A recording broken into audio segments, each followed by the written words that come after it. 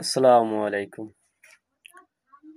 MD Muzaffar BD YouTube চ্যানেলের পক্ষ থেকে স্বাগতম। জিয়া চ্যারিটেবল ট্রাস্ট মামলা, খালেদা জিয়ার খালাসের বিরুদ্ধে শুনানি আজ। জিয়া চ্যারিটেবল ট্রাস্ট দুর্নীতি মামলার বিএনপি চেয়ারপারসন খালেদা জিয়াকে হাইকোর্টের দেওয়া খালাসের রায়ের বিরুদ্ধে রাষ্ট্রপক্ষ ও দুর্নীতি দমন কমিশন দুদক করা আবেদনের শুনানি আজ সোমবার ধার্য করা হয়েছে।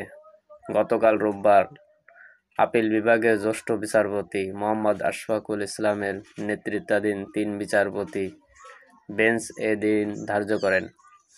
আদালতে দুদকের পক্ষে শুনানি করেন আইনজীবী আসিফ হোসাইন এবং রাষ্ট্রপক্ষের ছিলেন অতিরিক্ত অ্যাটর্নি জেনারেল ব্যারিস্টার অনিকার হক। খালেদা জিয়ার পক্ষে ছিলেন ব্যারিস্টার কায়সার কামাল, ব্যারিস্টার রুহুল কুদ্দুস কাজল প্রমুখ।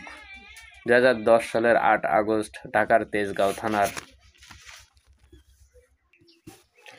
জিয়া চ্যারিটেবল ট্রাস্ট মামলাটি করে দুদক। এতে রাষ্ট্রের নামে অবৈধভাবে ৩,১৫,৪৩,০০০ টাকার লেনদেনের অভিযোগ করা হয়। ২০১৮ সালের ১৯ অক্টোবর এ মামলার রায় দেন ঢাকার বিশেষ জজ আদালত ৫। রায়ে খালেদা জিয়াসহ ৩ আসামিকে ৭ বছরের কারাদণ্ড ও জরিমানা করা হয়। অপর ৩ আসামি হলেন খালেদা জিয়ার তৎকালীন রাজনৈতিক সচিব প্রয়াত হ্যারিস চৌধুরী ও তার একান্ত সচিব জিয়াউল ইসলাম মুন্না ও সাবেক মেয়র প্রয়াত সাদেক হোসেন খোকার একান্ত সচিব মনিরুল ইসলাম খান। পরে হ্যারিস ছাড়া বাকি সবাই হাইকোর্টে আপিল করেন। রাজনৈতিক পট পরিবর্তনের পর এই মামলা গত ২৭ নভেম্বর খালেদা জিয়াকে খালাস দেন হাইকোর্ট।